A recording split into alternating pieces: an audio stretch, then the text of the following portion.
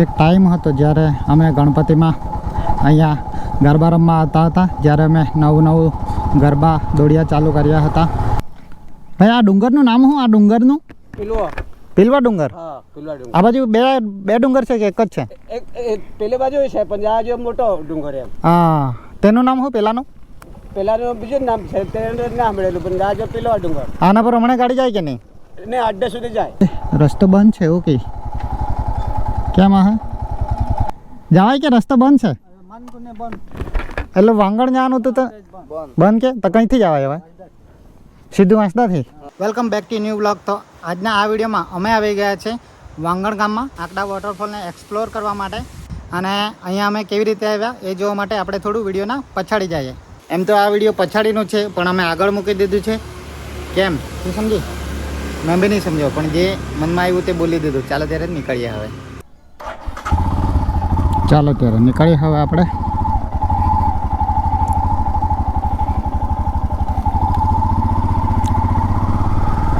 થોડું લેટ થઈ ગયું છે અમને નીકળતા 7:05 થઈ ગયા છે.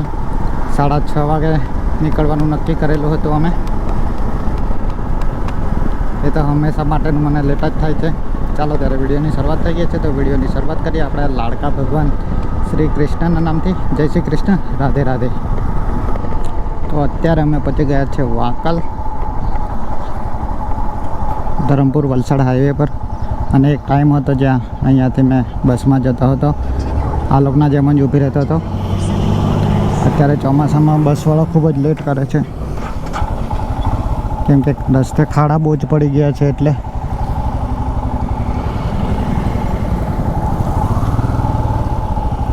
અત્યારે બી કોઈક વાર જાઉં છું બસમાં, પણ હવે અત્યારે વધારે પડતું હું જુલી પર જાઉં છું. જુલી એટલે ઓલા. તો અત્યારે અમે પહોંચી ગયા છે ખારવેલમાં અને અમે તો ચા નાસ્તો કરીને આવ્યા છે. થોડુંક બાઇકને પણ ચા નાસ્તો કરાવી લઈએ.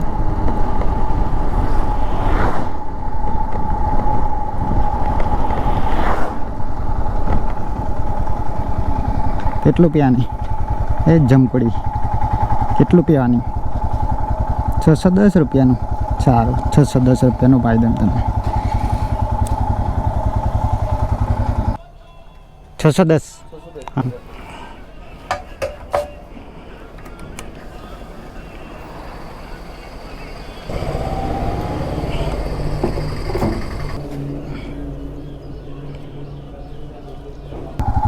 ચાલો ત્યારે આપણે આપણી જમકોડને જ્યુસ પીવડાવી દીધું છે.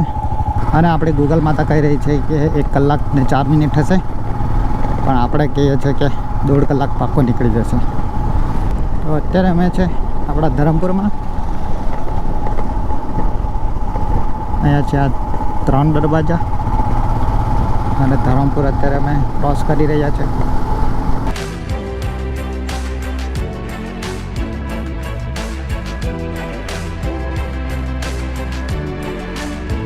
તો અત્યારે અમે આવી ગયા છે આંબા પેટ્રોલ પંપ પાસે અને અહીંયાથી આપણે રાઈટ લઈએ. અહીંથી હજી 33 કિલોમીટર છે.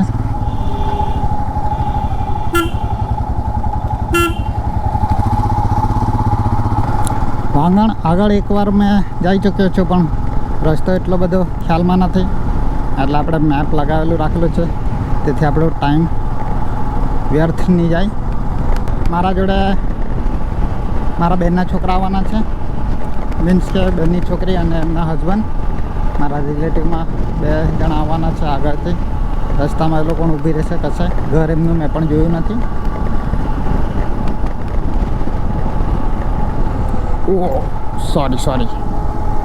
તો અહીંયા આંબામાં અમને મળી ગયા છે વિનયભાઈ, રીટાબેન અને બેન તમારું નામ શું? કીર્તિબેન મળી ગયા છે. ચાલો ત્યારે આપણે હવે નીકળીએ આગળ.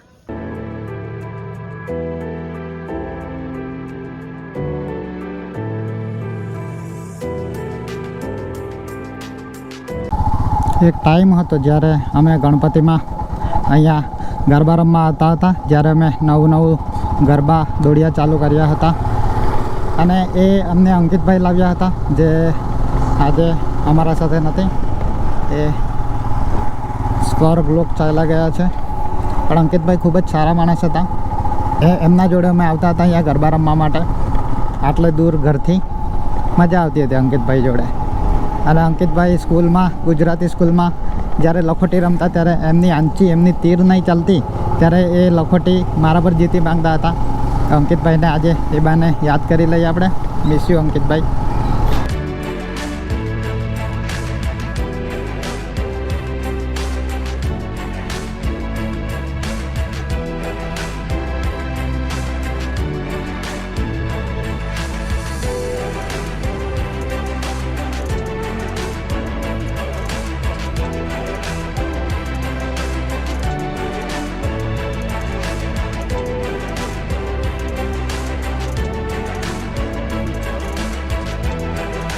તો બોપી આવી ગયા છે અમે, અને બોપીથી અમે માર્યું છે લેફ્ટ.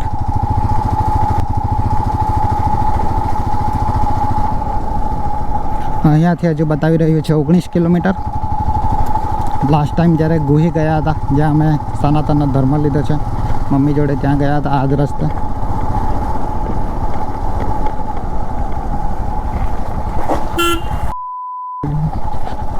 પોપટ પીઠું એવો કાં જોઈને ગાડી ચલાવે તે.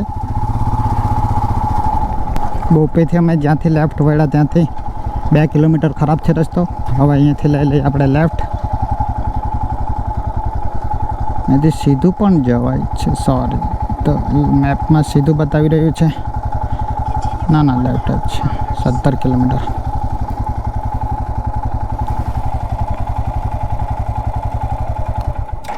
બે મિનિટ ભાઈની રાહ જોઈ લઈએ. અમારે જોડે જે ભાઈ આવેલા તે પછાડી રહી ગયા છે. બીજો રસ્તો છે.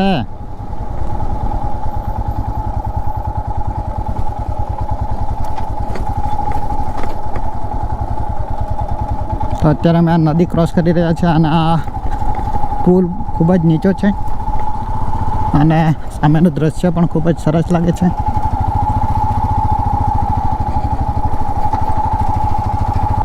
આપણે થોડા આગળથી આવતો ને, કદાચ આ રસ્તેથી આવતા આપણે. હા, બોપી હનુમતમાળ.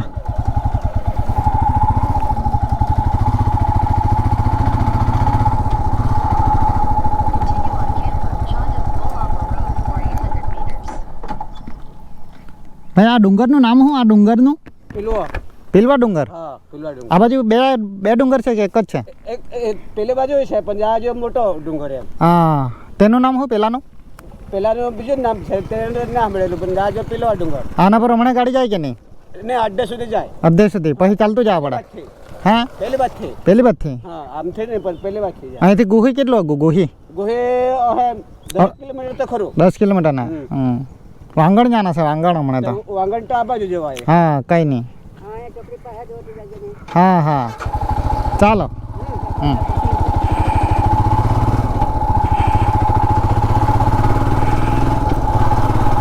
આજે સામેનો ડુંગર છે, અહીંયા ઘણા બધા મારા મિત્રો આવ્યા હતા, પણ નામ મેં એમનું ભૂલી ગયો હતો. તો કાકાને જરા પૂછી લીધું કે શું છે ડુંગરનું નામ. કાકાએ કીધું કે પિલવા ડુંગર. લોકેશન સારું છે અહીંયા, પણ આપણને થોડું એડવેન્ચર જોઈએ છે, થોડું રિસ્કી હોય એવું, તો મજા આવે ફોટા પાડવાની. બરાબર ને ભાઈ લોકો? બધી વાર કહેવાની જરૂર નથી હોતી. સામે તમે જુઓ, અહીંયાથી લગભગ આપણે રાઈટ સાઈડ લેવાનું છે. એ રસ્તો બંધ છે એવું કંઈ? કેમ આ ધોવાઈ ગયેલો છે?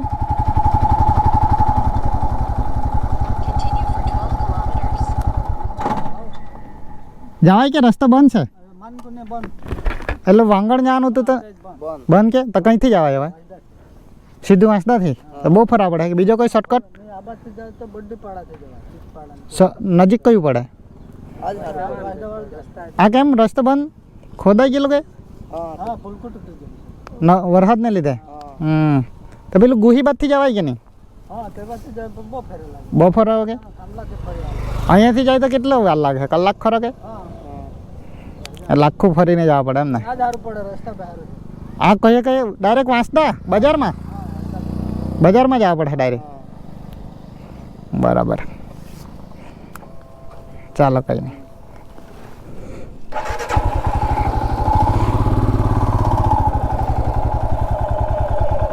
આમ થાય અહીંયા સુધી આવ્યા. ચાલ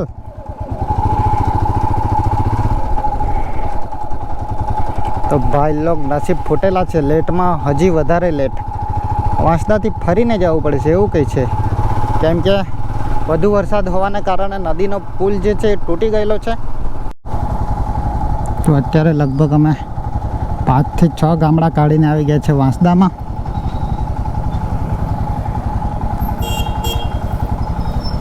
આ મંદિર મસ્ત છે, આ મંદિર. તો અમે વાંસદામાં તો આવી ગયા છે, પણ જે દંડકવન મંદિર છે એ પણ ખૂબ જ સરસ છે, તો ત્યાં પણ અમે ફરી આવ્યા. બહુ વર્ષો પહેલાં હું ત્યાં ગયો હતો મારા ફ્રેન્ડ જોડે, સૌરભ, જીગુ અને મારી સિસ્ટર અર્પિતા જોડે. એમ પણ અમે 6 થી 7 ગામડા કાઢીને આવ્યા છે એક બ્રિજ તૂટેલો હોવાને કારણે, જેથી અમારા 25 થી 30 કિલોમીટર તો મેક્સિમમ બગાડ્યા જ છે. અને ટાઈમ પણ એમના જોડે 1 કલાકથી વધુ.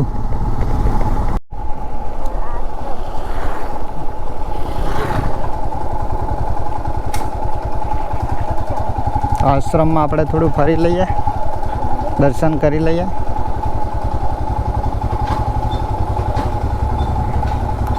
ટિકિટ? હા હા, થોડું અહીંયા આપણે એન્ટ્રી કરાવી લઈએ. ચાલો ત્યારે એન્ટ્રી આપણે કરાવી લીધી છે ગેટ પાસે, અને આ છે દંડકવનના આશ્રમ.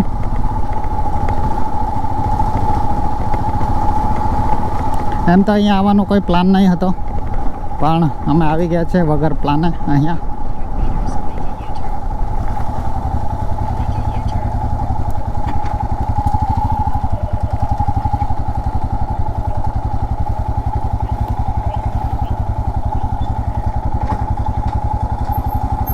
ચાલો ત્યારે દંડકવન આશ્રમમાં અમે ફરી લીધું છે, દર્શન બી કરી લીધા છે બધા સંતશ્રી ગુરુજીના.